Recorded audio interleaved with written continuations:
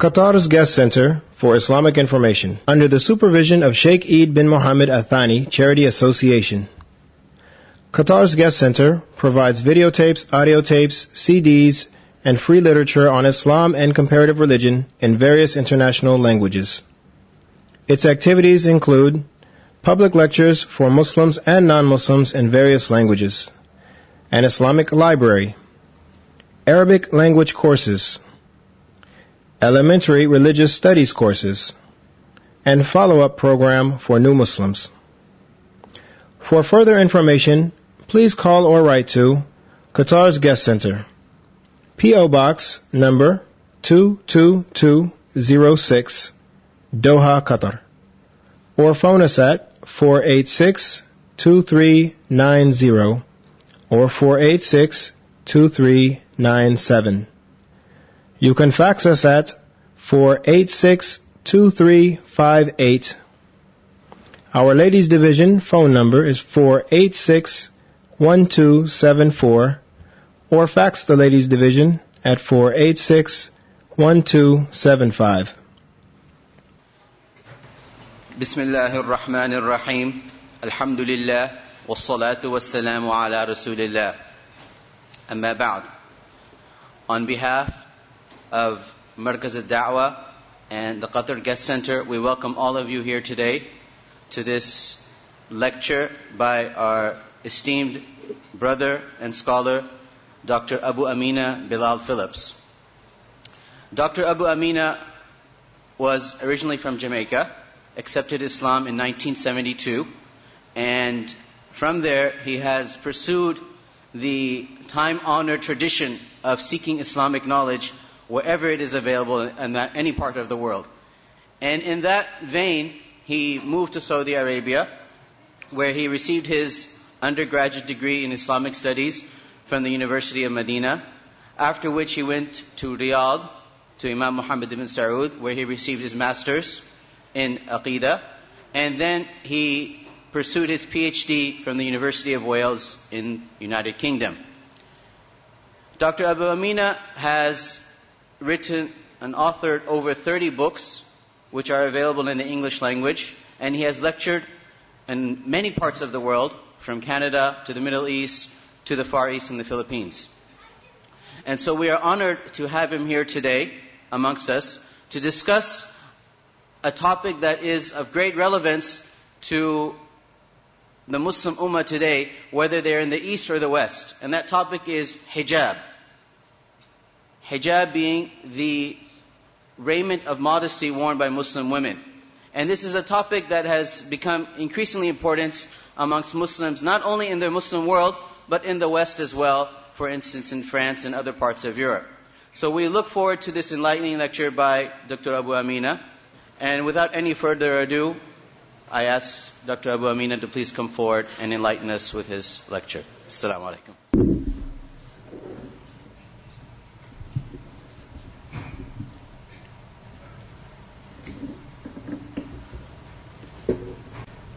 إن الحمد لله نحمده ونستعينه ونستغفره ونعوذ بالله من شرور أنفسنا ومن سيئات أعمالنا من يهده الله فلا مضل له ومن يضلل فلا هادي له وأشهد أن لا إله إلا الله وحده لا شريك له وأشهد أن محمدا عبده ورسوله.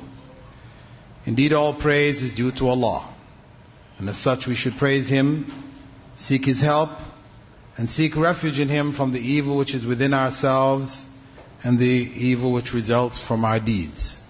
For whomsoever Allah has guided, none can misguide, and whomsoever Allah has allowed to go astray, none can guide.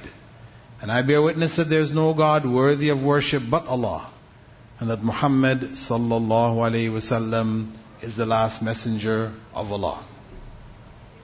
Inna asdaq al-hadith kitabullah, وخير هدي هدي محمد صلى الله عليه وسلم وشر الأمور محدثاتها وكل محدثة بدعة وكل بدعة ضلالة وكل ضلالة في النار.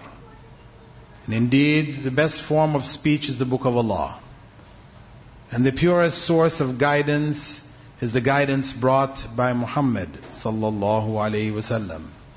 And the worst of all affairs are innovations in religion. For every innovation in religion is a cursed innovation, a source of misguidance leading ultimately to the hellfire. The topic of this evening, hijab, a religious symbol. A question which is raised due to the current state of politics in different parts of the world, not only in the West, where we have heard about it most recently, but actually within the Muslim world itself, in Turkey and Tunisia, where the wearing of the scarf, the headscarf, commonly called hijab, is forbidden in universities and other governmental institutions. The point that I would like to address this evening is that when one takes a practice out of context, it will appear strange. It is natural that it will appear strange. So to the Western eye, this idea that women should cover their beauty, cover themselves, appears to be something strange, something which is going against the flow of globalization, modernization, technological development, and everything else. The reality, of course, is that for us to understand the hijab, we have to look at it within the context of the religion of Islam itself. A religion which governs all aspects of life. It is not something which a person practices one day a week. It's the personal and individual decision of the individual person, but it is the way of life of a whole society.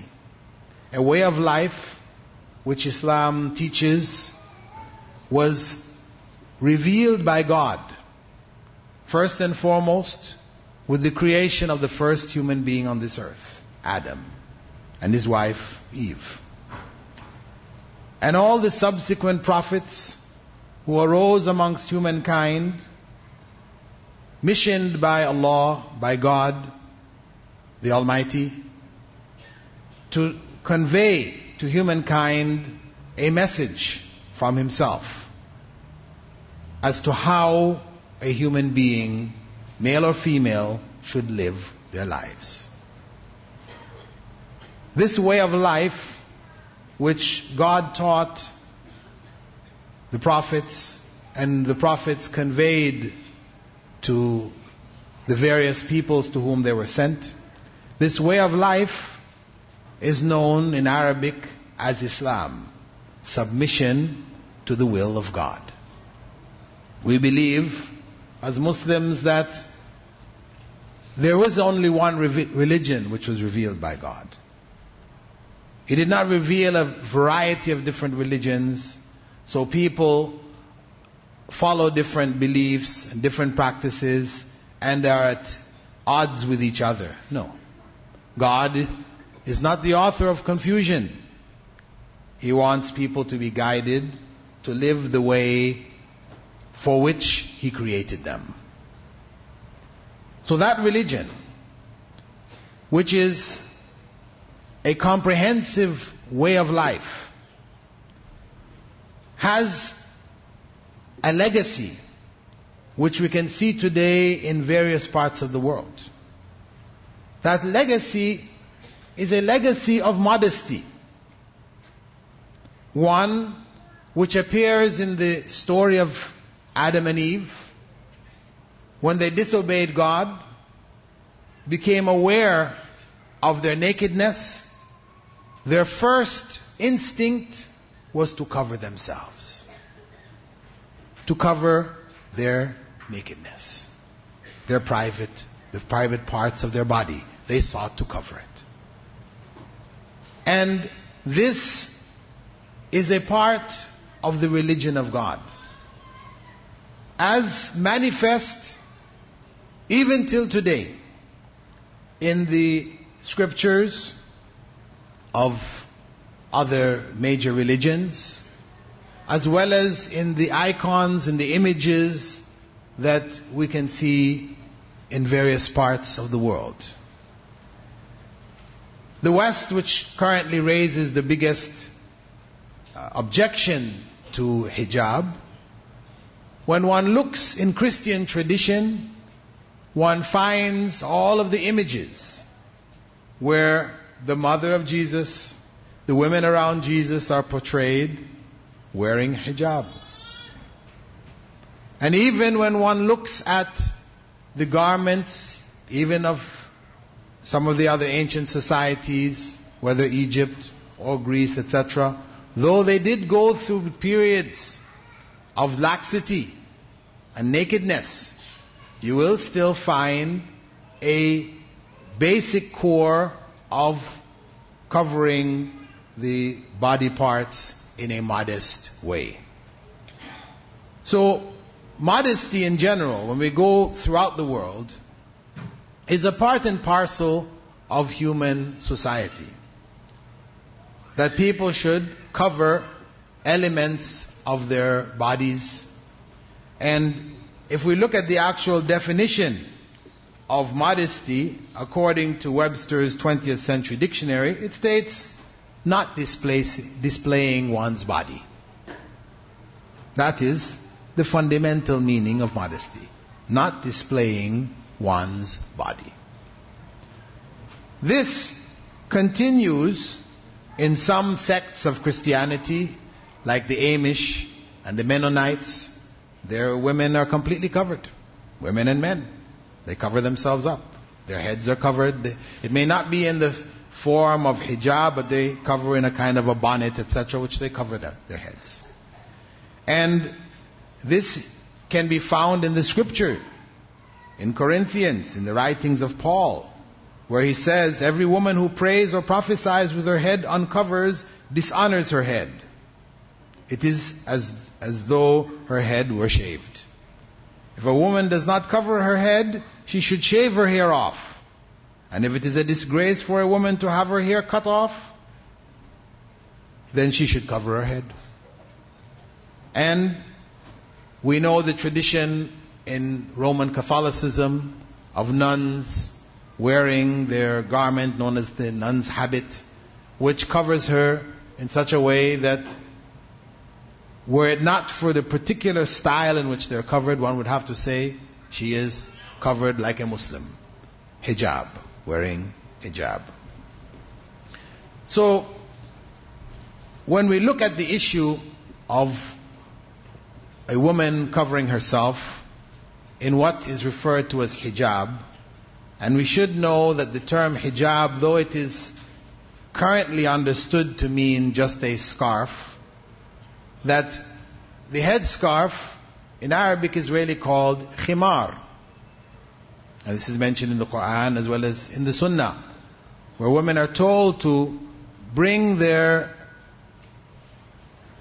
headscarves over their bosoms to cover their bosom areas, so that their chest areas would not be exposed. Because the wearing of a head garment was known in Arabia. People did wear it. But they wore it in such a way that it was to the back and their chest areas were exposed. They didn't have buttons and things, so necks were cut and body parts tended to be exposed. So the Quran instructed that the headscarves would be brought over the bosoms and they would be covered. Where we do find the term hijab in the Quran, it refers to a barrier between the salt waters and the fresh waters.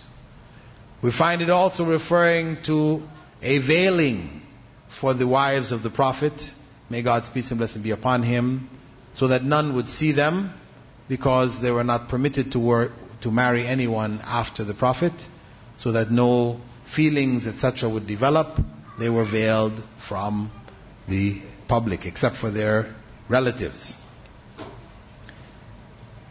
However, the term hijab it, as I said, has come to refer to the headscarf. So the headscarf is only an element of hijab. And really, the concept of hijab involves covering a woman completely. According to most scholars, it is except for face and hands. According to some scholars, it is also including the face. But covering her completely when she's outside of her home, as well as covering her from males who she could marry within her home. Because the hijab, although people are commonly looking at it as being just the outer garment that is worn when they go outside, when a woman goes outside, but also within the home itself. If she's in the home and she has, for example, a brother-in-law, she must veil herself from him. She cannot appear in a way which would expose her body, whether in the form of dress which is revealing, etc., in front of such individuals. She has to treat that individual who is a brother-in-law, but whom she can marry, just as any other person on the street with regards to veiling herself, maintaining a veil. A veil which is physical, in the sense that her body should be covered, but it is also a veil which is emotional, in that she hides her emotions. She does not expose her emotions when she speaks with people who are marriageable people. She speaks to them in a business-like way, not in a seductive way, with a lilting voice, etc. This is part of hijab, we could say, from an emotional perspective. And even on an intellectual level, she should also maintain her hijab from the perspective that she is conscious of the importance of modesty. She understands the principles behind the covering. That it is not just a cultural hand-me-down, which she does because her mother, female relatives, did it in her place, in her tribe, in her nation, or whatever, they do it. But she does it because she has understood that it is a requirement from God. It is done with an understanding. And she understands from a religious perspective that when she wears her hijab, she is worshipping God with it. So it is a means of worshipping God. So it is a very comprehensive hijab or veiling, not limited to the physical act of wearing a particular cloth.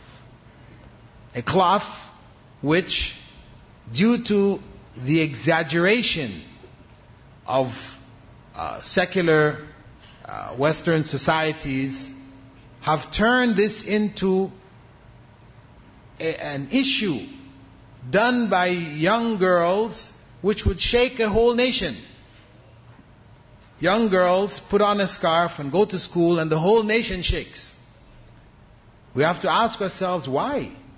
Why should the nation shake when young Muslim girls wear this scarf? Because it's only for Muslim girls. Why does the issue of religious symbolism come into play? Where the state argues that excessive display of religion is not tolerated. So a Christian girl, if she wears a small cross, it's okay. But if she wears a big cross, which is 2 feet by 1 foot or something, then no, she's not allowed to wear it. But who wears crosses like that anyway? So for the Muslim woman or young girl, she puts a scarf on her head and immediately this is an excessive display of her religion. It is a symbol of religion. It has come to us be associated with religion, and Islam in particular, because of the awakening which has taken place in the Muslim world in the last 50 to 25 years. In the era of colonization of the Muslim world, many women removed their veils. As men changed their dress to become acceptable to the colonial regime, women were also encouraged to change their dress so that they would also be acceptable to that colonial regime. But with the rise of Islam in the 20th century, the most obvious sign of its return was the woman wearing the veil, covering herself with a headscarf as well as covering her body, etc. So it became identified as a symbol of fundamentalism, fundamental Islam, extremism, when in fact it is basic to Islam. So basic that we have the clear statement, for example, in Surah Al-Ahzab, the 33rd chapter of the Quran, verse 59, يَا أَيُّهَا النَّبِيُّ قُلْ لِأَزْوَاجِكَ وَبَنَاتِكَ وَنِسَاءِ الْمُؤْمِنِينَ يُدْنِينَ عَلَيْهِنَّ مِنْ جَلَابِيبِهِنَّ ذَلِكَ أَدْنَى أَنْ يُعْرَفْنَ وَلَا يُؤْذَيْنَ. O Prophet, tell your wives, your daughters, and the women of the believers to cast their outer garments over their bodies. That is best in order that they be known and not be harmed. So there's a clear instruction in the Quran for women to wear these garments, to cover themselves. So when we talk about issues of symbolism,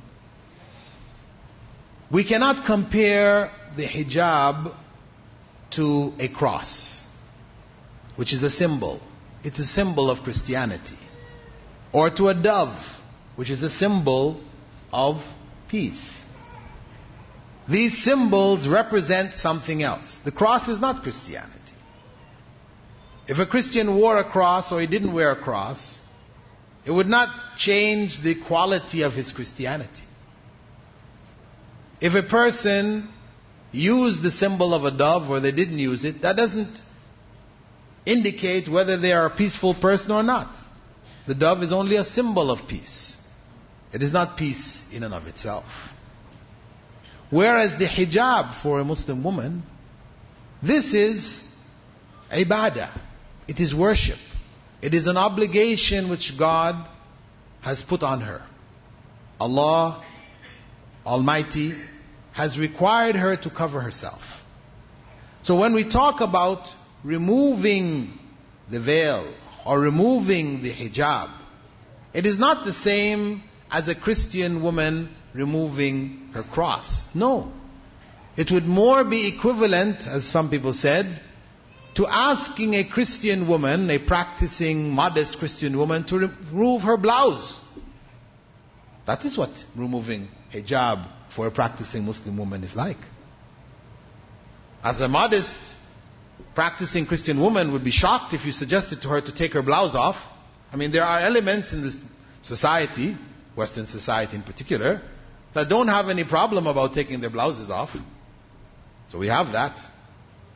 But the modest, practicing Christian woman who feels that sense of modesty and chastity, etc., she would feel shy to expose herself in that way. Similarly, asking a Muslim woman to take off her hijab creates the same or similar effect.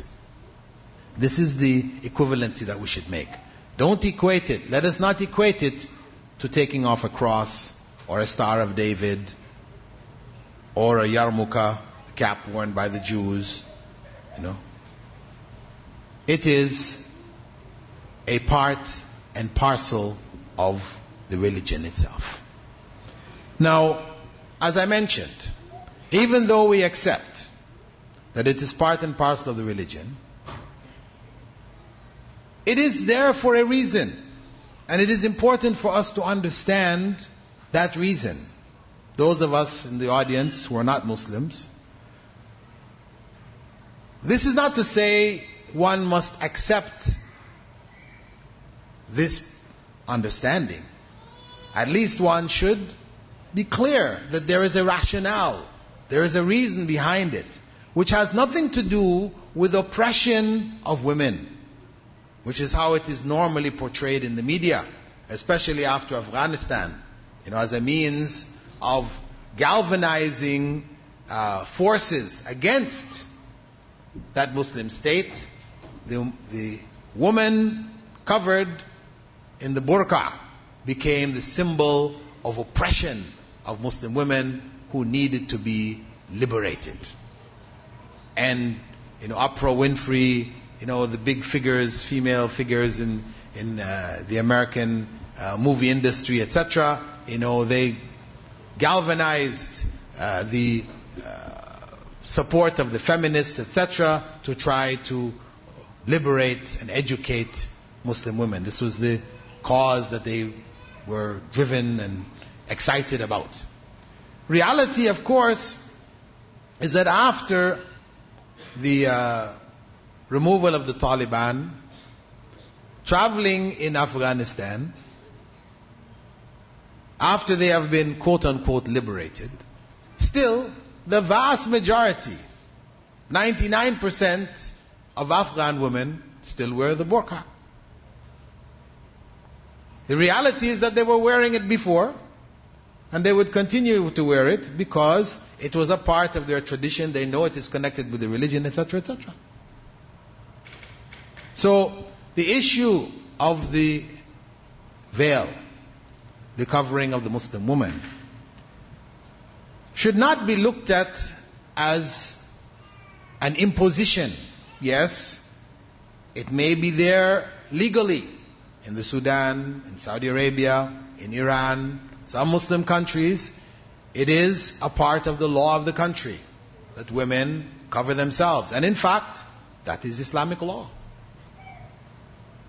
So it is not an extreme element amongst Muslims who would wish to require it according to state law. It is according to Islamic law. And every country, every society has dress codes. Even in the most liberated of Western societies, women and men are required to maintain a certain minimum of dress in public.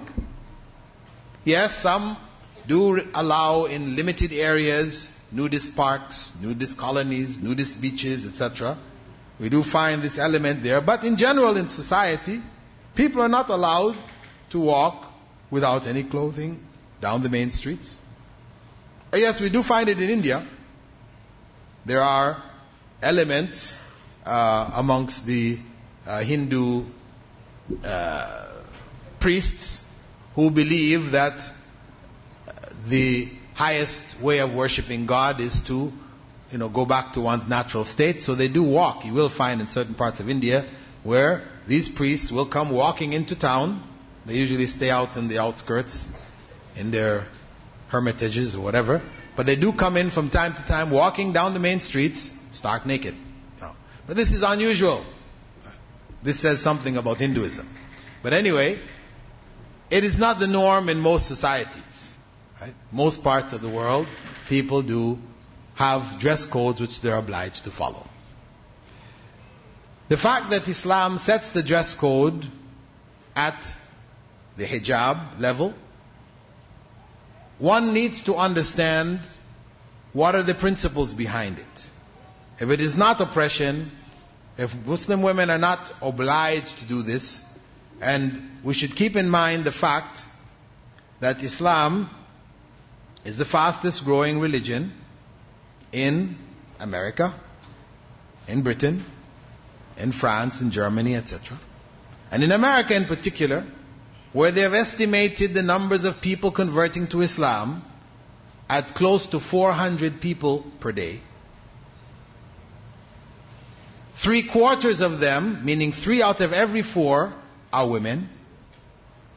We're talking about American women who have grown up with a liberal view with regards to clothing oneself, choosing to cover themselves. So were it oppression, it should become evident in the context of America and Britain and these other Western countries. But in fact, what we find is the opposite. Women, when you read the writings of women from the West who have chosen to cover themselves, you will hear them using the term liberation. That it liberates them from the oppression of fashion. The fashion industry, which oppresses the woman to the degree that she has to spend so much of her time, fixing this and fixing that, and pressing this and pressing that, and sewing this and buying this and wearing that, and it frees her. She can leave her home if she wished, having just gotten up out of bed and walk out. Nobody knows any difference. She's not obliged to comb her hair in such a way and this and that and go. No. It liberates her. So, when we go and look within the context of the Quranic verse which I mentioned itself, we find in it the reasons which God has prescribed for women to cover themselves. He said there, يُدْنِينَ عَلَيْهِنَّ مِنْ جَلَابِبِهِنَّ ذَلِكَ أَدْنَى أَنْ يُعْرَفْنَ وَلَا يُؤْذَيْنَ. Let them cast their outer garments over themselves. That is best in order that they be known and not be harmed. That they be known and not be harmed. Two principles. That they be known. Known. That the hijab is a costume or a uniform which identifies them. As in every society there are costumes and uniforms which identify people. The policeman wears a particular costume, so you know this is the policeman. The doctor wears a particular costume, you know he's a doctor. You go into the hospital, you don't go to the orderly or somebody who's cleaning the place and ask him to do a heart operation for yourself. No, he's not wearing that long white coat, you don't ask him for those kind of things. Similarly, the construction worker, he's required to wear a certain kind of helmet, certain kind of boots, etc., etc. Why? That he be protected from harm. That he not be harmed by falling bricks or whatever. So, what you find is, in general, there are a variety of uniforms people wear to either identify themselves or to protect themselves from harm, or both. So, the dress of the Muslim woman is first and foremost, as we said, one of her ways of worshipping God. It is ibadah, it is worship first and foremost. That's why she needs to know why she's doing it. And she needs to do it according to how it is prescribed. Not just how she feels. So it becomes ibadah, or worship of God. That she be known. She be known as what? Because some people mistakenly think that when a woman wears her hijab, it's that she not be known. And this is why, unfortunately, many Muslims, or a number of Muslims, coming from this part of the world, will go to the West and transform themselves. It's a phenomena which I observed when I was first in Saudi Arabia studying. When I would fly home on the plane, women, when they first got on the plane, they would be wearing the complete garments. Then when the halfway through the flight, transformation starts. By the time the pilot announces we'll be landing in New York in so many, you can't see any more of those garments anymore. People walk off the plane, looking like Western women in Western dress. And similarly, the opposite, getting on a plane filled with a whole bunch of Westerners, but by the time they announce we'll be landing in Jeddah or we'll be landing in Riyadh, all of a sudden we see all these garments worn again and people get off the plane completely covered. Right? The philosophy of those who do this is that, as it was explained to me, if we wear the hijab in America or Canada, then people are going to stare at us. Men are going to stare at us. And the idea behind hijab is that people don't stare at us, to hide ourselves. So if we're in Saudi Arabia and we didn't wear this, then people would stare at us. But when we wear it, nobody stares at us. But it's the opposite when we go to America and to Canada, to Britain. When we wear it, people stare at us. When we dress like them, nobody stares at us. This is what they say. But Allah explains in the Quran that this garment is that they be known. Not that they be unknown. That they be known. In what sense? That they be known in the same way that a nun in that society is known. Because nuns wearing their full garment are not commonly seen walking the streets. If one comes walking down the street or gets on a bus, the men will stare at her. They will all turn and look at her. Watch her as she walks. Similarly, if a woman in the summer comes out wearing the scantiest of clothing, they will also look at her. Gets on the bus, they will look at her walking down the street. But now we have to ask ourselves, are these looks the same? No. One look has one meaning, the other look has another meaning. When they look at the nun, they are looking out of curiosity. Strange, she's all covered up. But they don't have behind it any kind of desire. They know that this person is unapproachable. This is a holy person. And truly, when I first came into Islam in Toronto, and my wife started to wear hijab, covering herself with a scarf, when we used to get on the bus, people used to jump out of their seats and offer her a seat. They thought that she was some kind of, nun. And some people even asked her, what order of nuns do you belong to? So there was this respect. And that basically, when a Muslim woman wears her hijab, this is the kind of respect that she is seeking. That people, males in particular, would not approach her in a sexual way, in a way which is unacceptable Islamically. No. If they have to deal with her, they deal with her in a business-like fashion. As a person, not as a sexual object. Which is the sad state of females in general in the West. In Western society.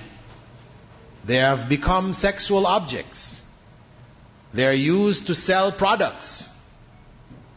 If you want to sell the latest Corvette, what do you do in your ad? Do you talk about how big the tires are? How fast it goes? How long it takes to go from 0 to 60? The size of the engine? That may be there in small writing. But the message, when they show that image in the magazine, is a red Corvette. With a woman lying on top of it in a bikini. This is the message. You want to sell your Corvette? This is how you sell it. Any car, any product, you sell it using the female body. So Islam rejects this. This is unacceptable.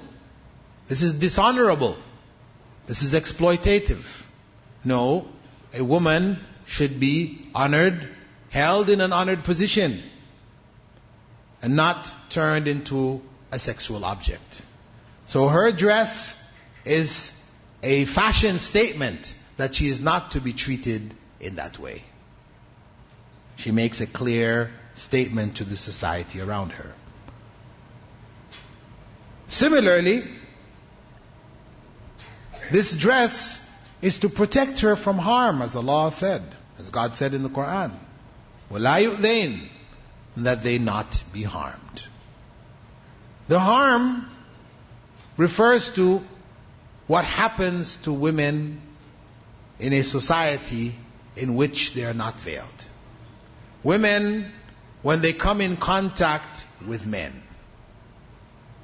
And of course, the blame lies on the men, primarily, because all of the harm, or 90% of the harm, is males harming females. Whether it's in the military, how many staff sergeants are now being charged for raping their female soldiers under their command?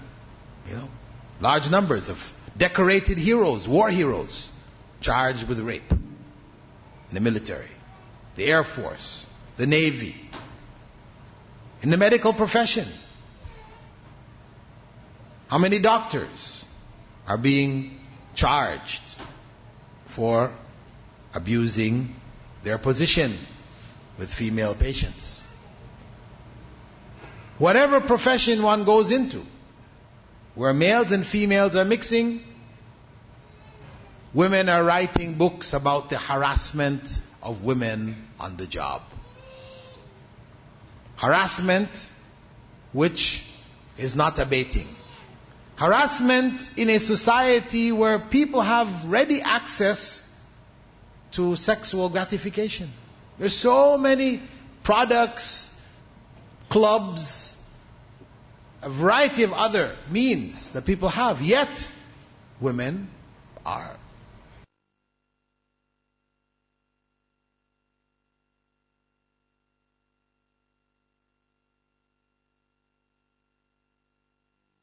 Law books that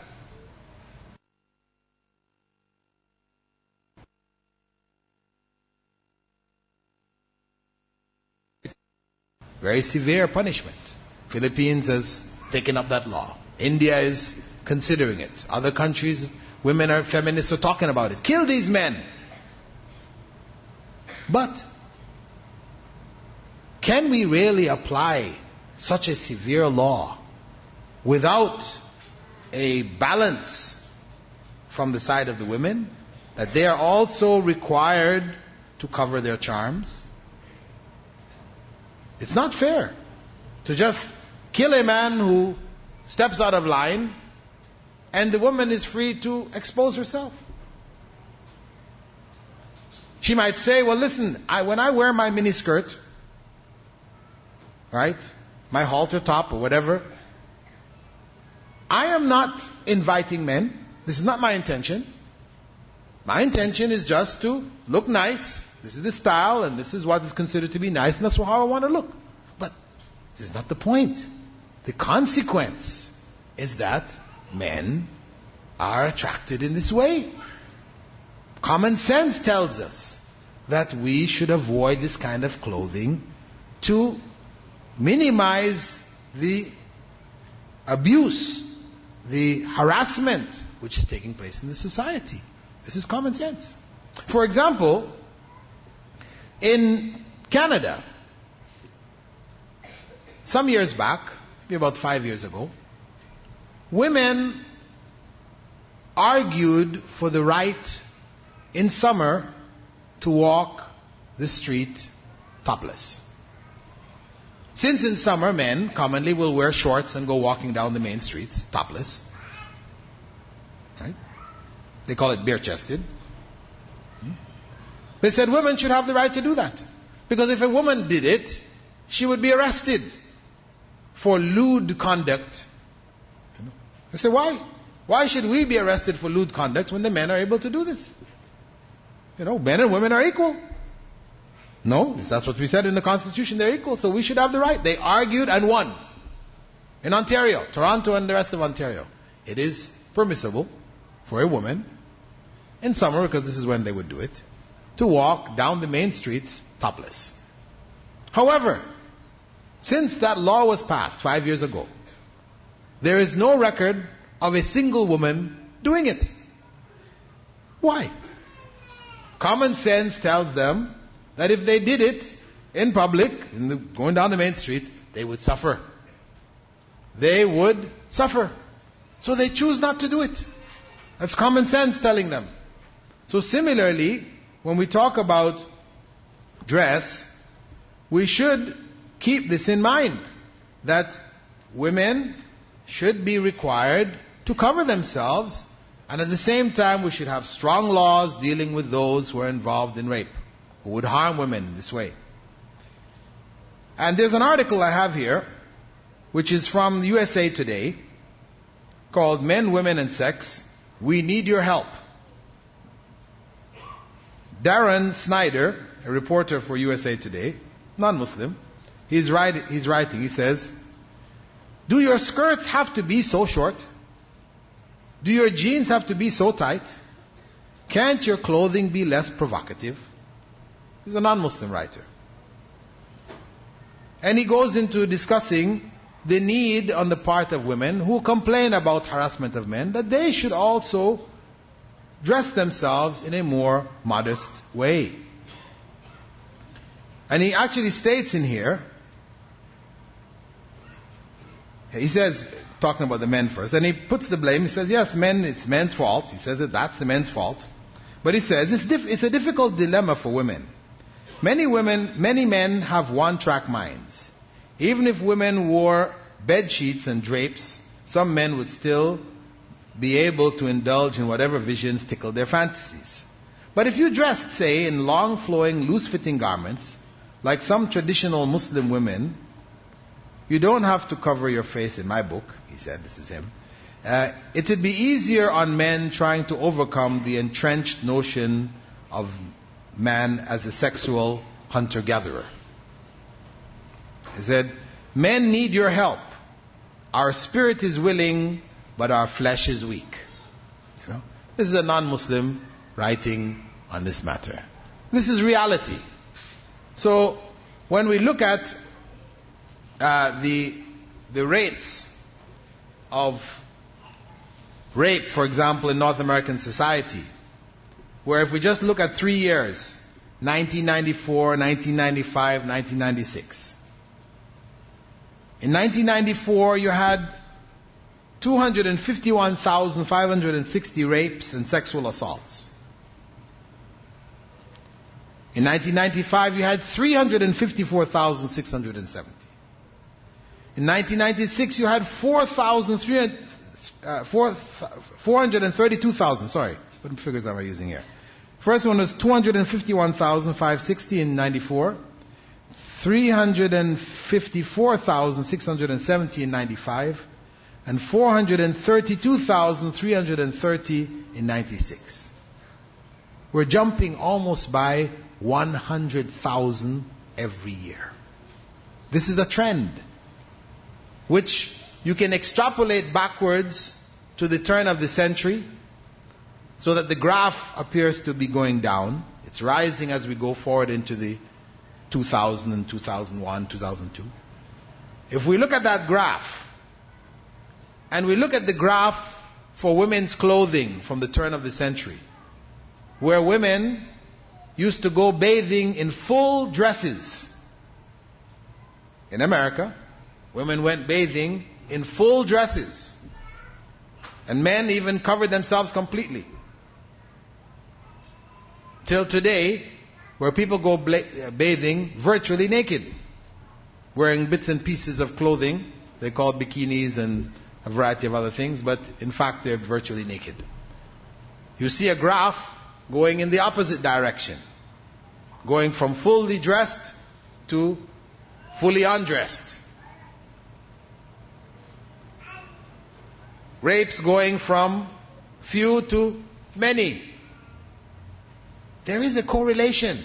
Yes, there are figures which have to do with rape, and yes, that it tends to happen amongst those people who are in the families, etc. It's not that the strangers are fewer, but even amongst the strangers, I'm just saying that the rate of strangers committing rape is on the rise.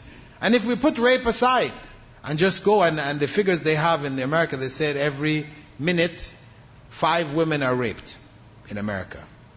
Every minute 5 women are raped in America. Leaving those figures aside, just go to the harassment. The reality is that harassment is on the increase. So, harm harm is directed at women in a very obvious way.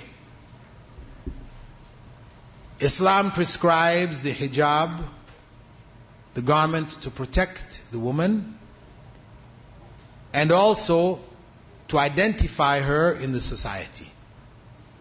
It is not a means of oppression, though some people might oppress with it. I'm not saying that that does not occur somewhere in the world, that there are some people oppressing with a hijab, as people may oppress with virtually anything. But as a basic principle in the religion of Islam, it is not a principle of oppression, but one of protection and identification. It is one in practice of liberation for the woman, as we said, from the oppression of the fashion industry. And if we look at the goals of dress in general in Muslim society, we find that the first goal is the covering of the private parts. Second is the protection from the elements. And third is beautification and attraction.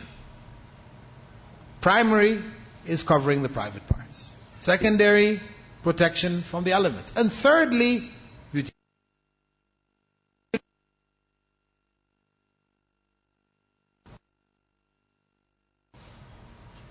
That global culture which is coming on MTV and all the other sources. We can see that the primary purpose of clothing is beautification and attraction. Beautification and attraction. And after that it is protection from the elements. And last, it is covering the privates. It's the total opposite. This is why you will find in the dead of winter in Chicago, where the cold wind known as the hawk,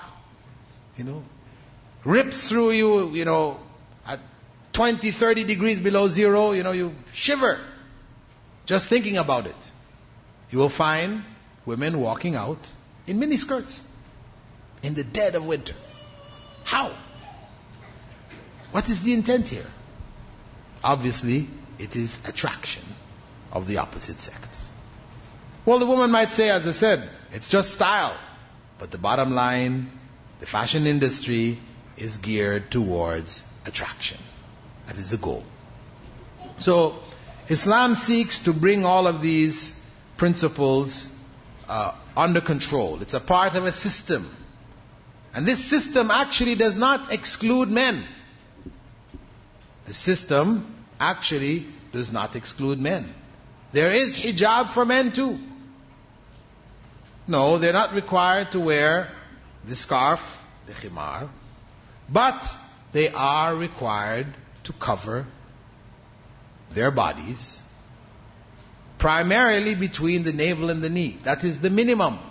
Should be covered in a loose garment which does not form and shape the private parts and expose it.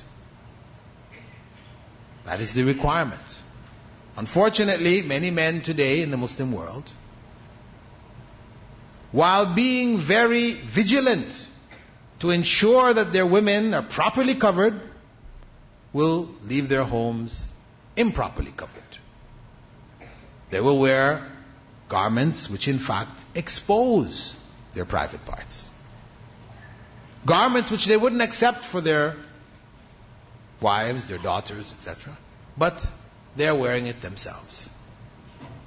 And this is something that men also need to keep in mind.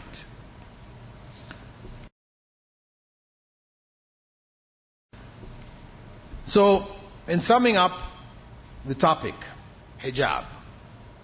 Hijab, as it faces the secular system which is now being globalized. Secularism which seeks to remove religion from all elements of government and public policy. Which says basically religion are all the same. You can follow whichever one you wish, but don't Use it as a symbol. Don't symbolize it in public, schools, etc. This global culture which is coming finds in front of it the Islamic culture. There's a clash, head-on clash. Islamic culture, which requires that a woman cover herself. This is a part of the religion.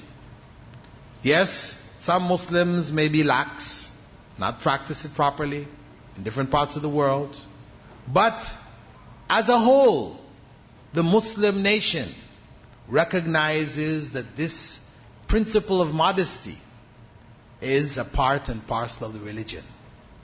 So it will stand in opposition to the culture which calls to nudity, calls to liberalizing and liberation, exposure, which is transformed or manifest in the exposure of the bodies of males and females, and in particular in the case of females. So there is a clash happening. That clash does not have to be if that global culture accepts cultural differences. It accepts the right of people to practice their religion as it has been prescribed. Then there is no need for the clash.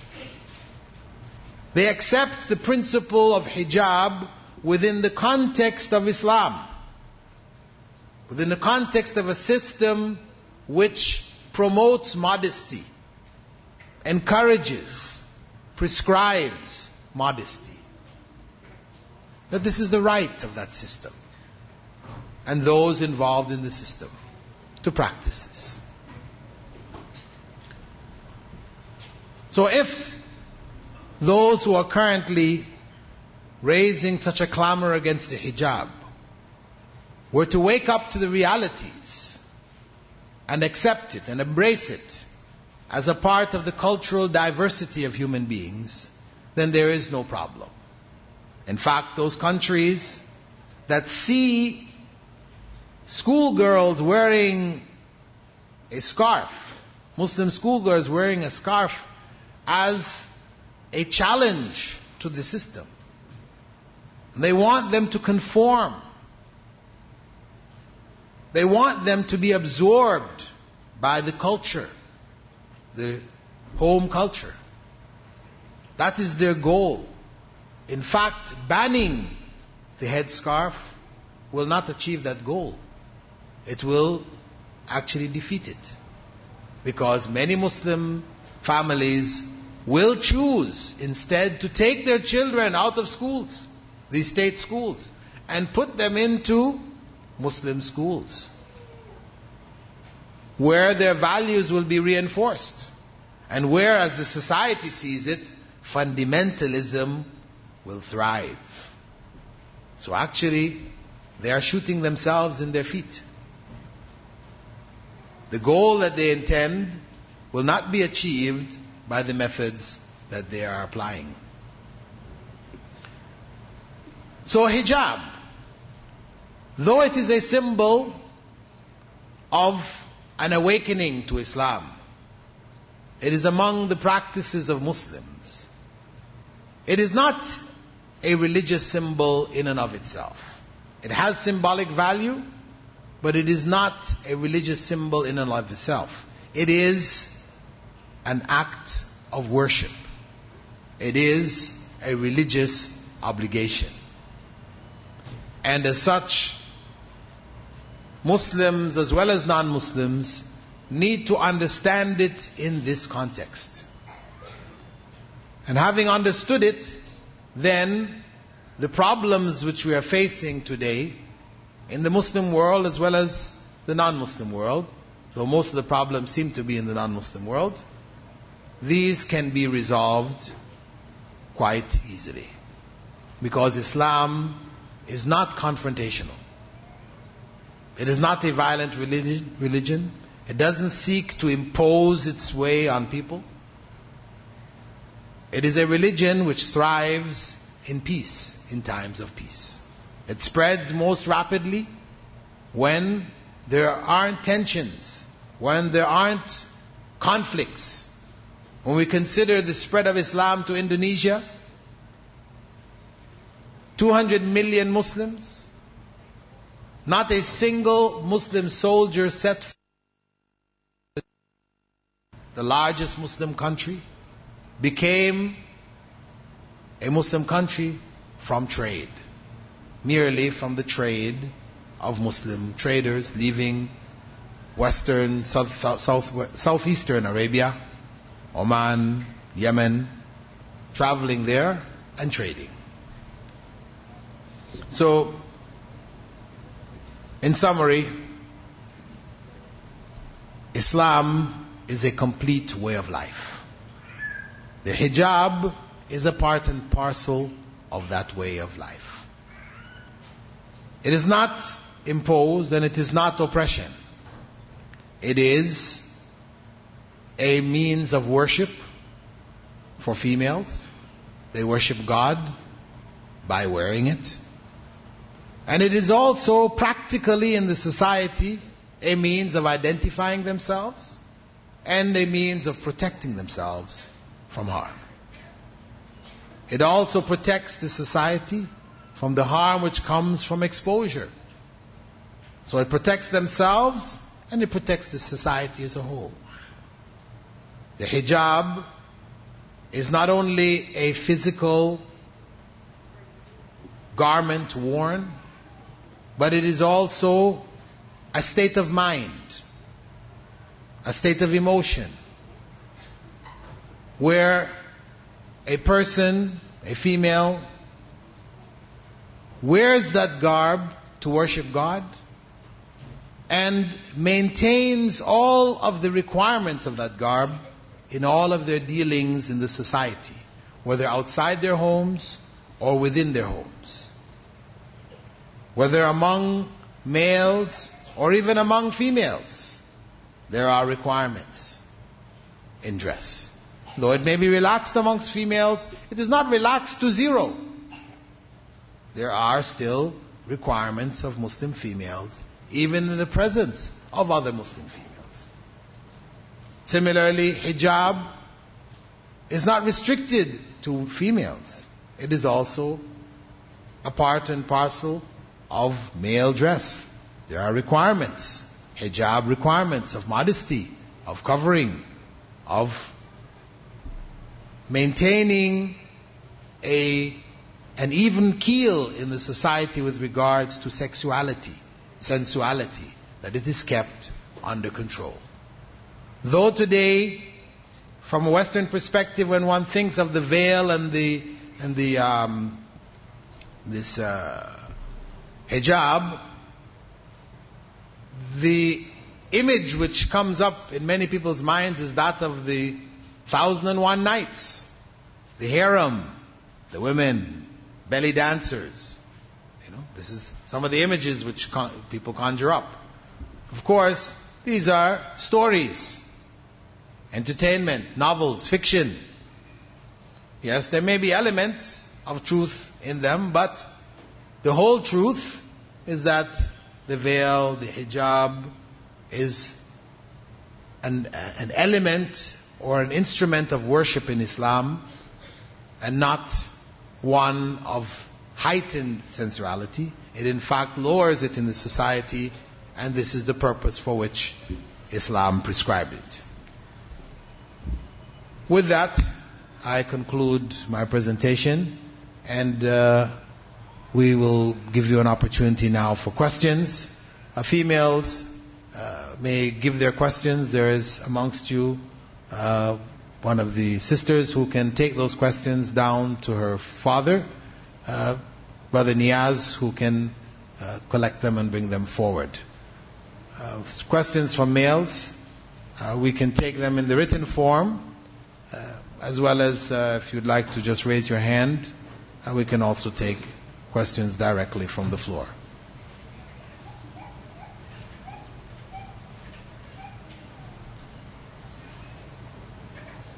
Go ahead. Wa alaikum salam.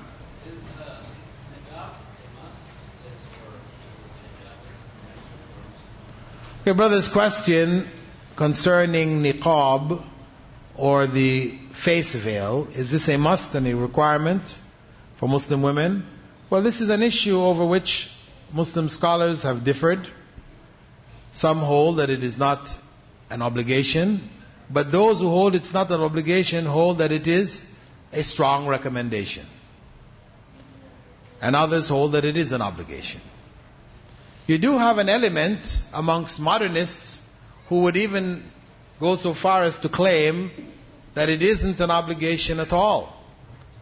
Even the khimar or the scarf itself, but this is something cultural, and that modesty is only a principle and an idea that can vary from society to society, and as long as you maintain what may be classified as modesty, you're okay. So if you're in the West, what constitutes modesty, which might constitute nakedness in the Muslim world, is okay, But this is, of course, an extreme view which steps outside of the bounds of Islamic law. An Egyptian scholar stated that France is permitted to pass a law banning hijab. Muslims should move to Muslim countries. What is your view, especially for Muslims whose home is in the West? Well, whether France is permitted to or not, that is up to them. Of course, it's their country. They can do what they want to do in the country. But it is something which may be fought legally, because there are also people from various areas of human rights who have actually opposed this. There is an article which is available on the internet, written by one of the big human rights organizations, in which they recommend, that they call on France actually to take this back. Human Rights Watch. They said the proposed law is an unwarranted infringement on the right to religious practice, said Kenneth Roth, Executive Director of Human Rights Watch. For many Muslims, wearing a headscarf is not only about religious expression, it is about religious obligation. He has understood the crux of the matter. He said some supporters of the proposed law, known as the draft law concerning the application of the principle of secularism in schools, junior high schools and high schools, which would come into force in September, believe it is necessary to uphold the separation of church and state in education, and to protect the secular state from the perceived threat of religious fundamentalism, particularly Islamic fundamentalism. However, protecting the rights of all students to religious freedom does not undermine secularism in schools. On the contrary, it demonstrates respect for religious diversity, a position fully consistent with maintaining the strict separation of public institutions from any particular religious message. Human Rights Watch recognizes the legitimacy of public institutions seeking not to promote any religion via their conduct or statements. But the French government has taken this step further by suggesting that the state is undermining secularism if it allows students to wear religious symbols. So this is Human Rights Watch, a non-Muslim organization opposed to the ban which is being proposed in France. Now, Muslims should move to Muslim countries. Well, this of course is something which may not be practical at all. Of course, Muslims, wherever they find that practicing Islam becomes difficult, they are obliged to migrate, to make hijrah. This is an obligation which remains on Muslims until the last day. So the obligation to migrate is a general obligation which Muslims are faced with wherever they are. Even in Muslim countries where they have difficulty practicing Islam, they are obliged to migrate to another area where they can better practice Islam. As for the majority of Muslims, for example, in Western countries who cannot migrate, their responsibility is to try to implement Islam as best they can and to convey the message of Islam to the non-Muslim society in which they live.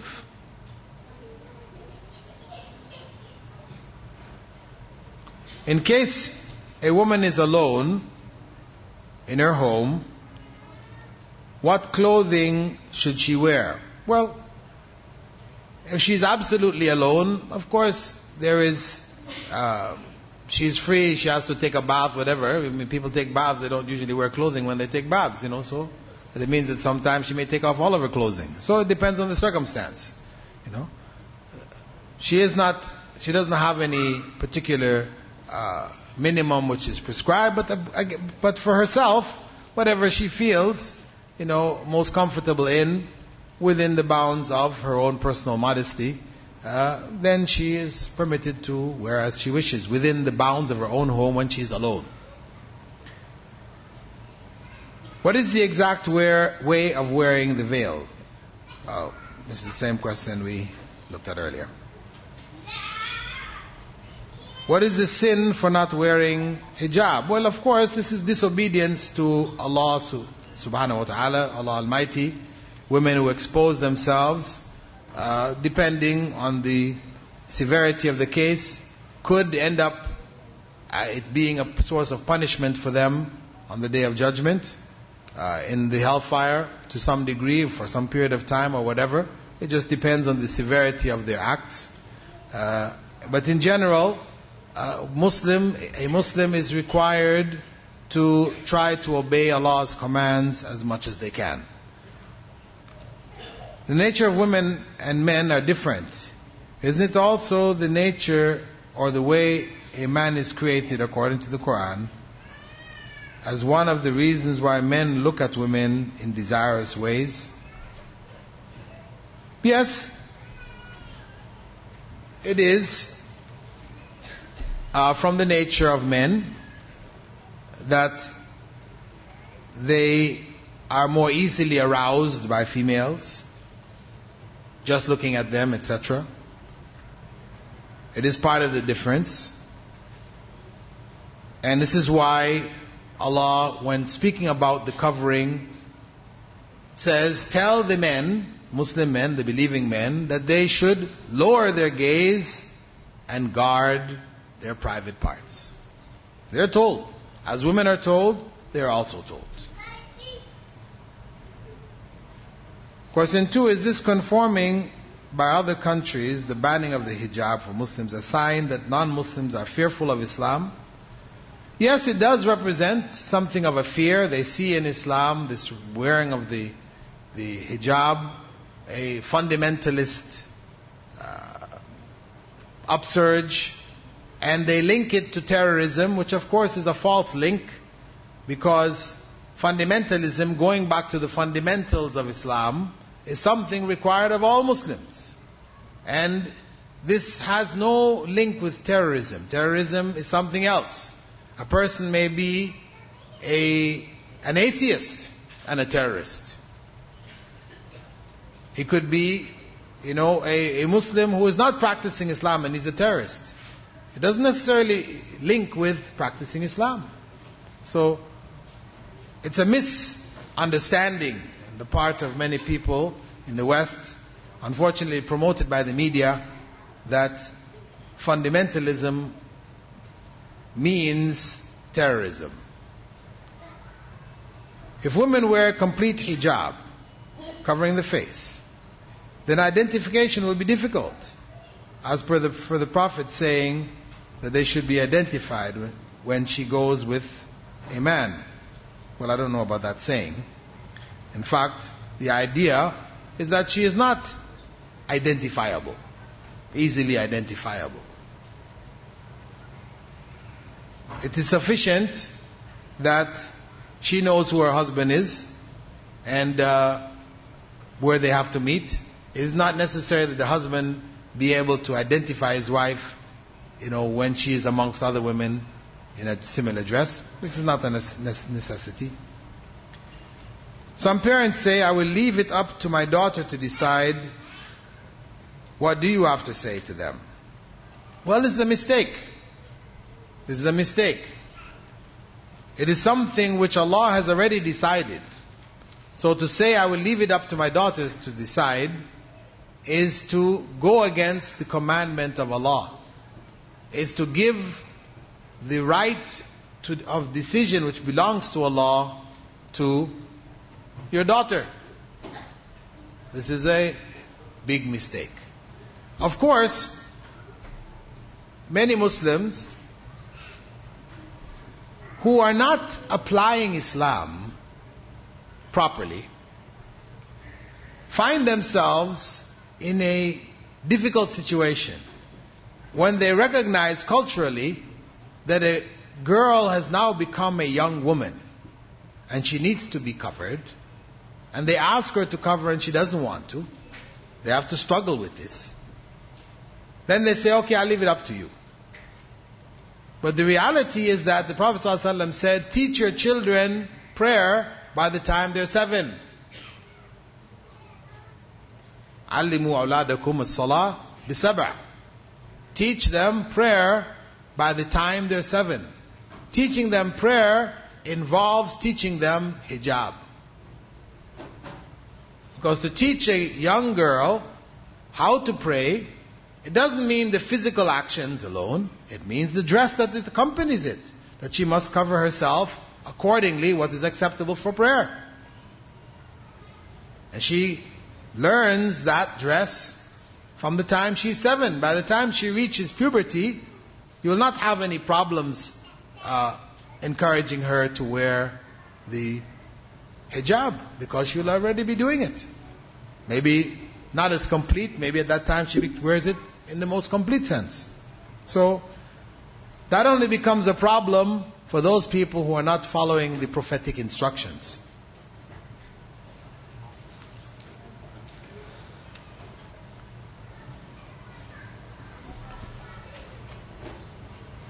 How long would it take for Arab women to take off the hijab, going at the present trends? Well, I'm not a fortune teller, so I really can't give you an answer to that one. And in any case, these trends are cyclic. If we were to go to Egypt, for example, 60 years ago, you would hardly find any woman wearing a scarf. Hardly find it. Today, you can't go anywhere without finding women wearing scarves.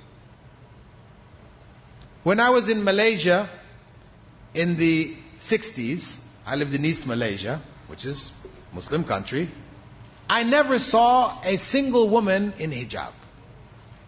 Not a single woman. Not one. Even, I found myself, when I went to Medina to study, during Hajj, and I saw these women that looked like the women of Malaysia, all covered up, except for their face and hands. I asked some friends of mine, where are these people from? Because they look like Malaysia. They said, Malaysia. I said, what? I never saw anybody dressed like that in Malaysia. Because what they would do, they knew that when you pray you had to cover yourself. They would carry these garments in bags when they go to the mosque, and then when they get inside they'd put it on and they'd pray in it and put it back in the bag and leave. So I never saw it the whole time I was there in Malaysia. Now when I went back in the 90s, it was everywhere. The schools, the public places, everywhere. So even if you may find a society leans at one point towards a relaxing, the overall trend of Islamic awakening will help it come back in line. So I don't fear for the future in that regard.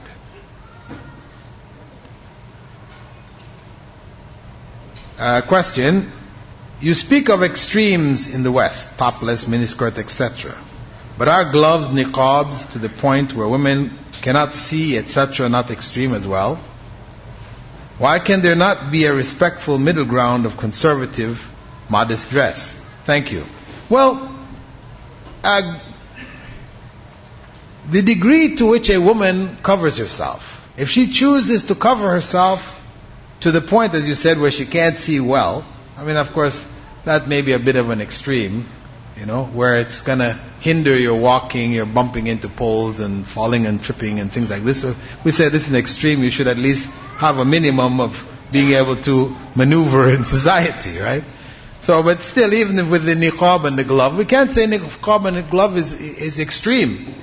If it is sanctioned by the religion and a woman chooses to do so, then that is her option. There is no harm coming from it to the society or to herself. There's no harm coming from it to the society and to herself. In fact, one recent study, a doctor I was reading talking about societies where women wear the face veil have fewer incidences of nose and throat infections because it acts as a screening out. So there's benefits, in fact.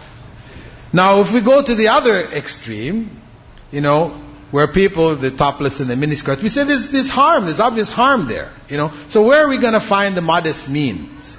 Okay, what do you consider modest? What you consider modest, another person may not consider modest. So we have difficulties. If it's left to the individual to decide, then we have problems. This is why, as Muslims, we say, leave it to God. Let God decide. Because we really don't know what's best for us. So this is the Islamic approach to it. As I said, abuse of women, harassment of women in general, sexual harassment of women, which sometimes may reach the point of rape, and many other times it's not to that point. We do, common sense does tell us that this is going to be related to clothing. This is just basic. For a person to say, no, it has nothing to do with clothing. If I wear a bikini, it's not going to excite men. And in fact, if I wear a complete covering, you can't see anything of me, that might even excite them. No. Yes, there may be a man excited by that. But all men are excited by the bikini. That's reality. Let us not fool ourselves.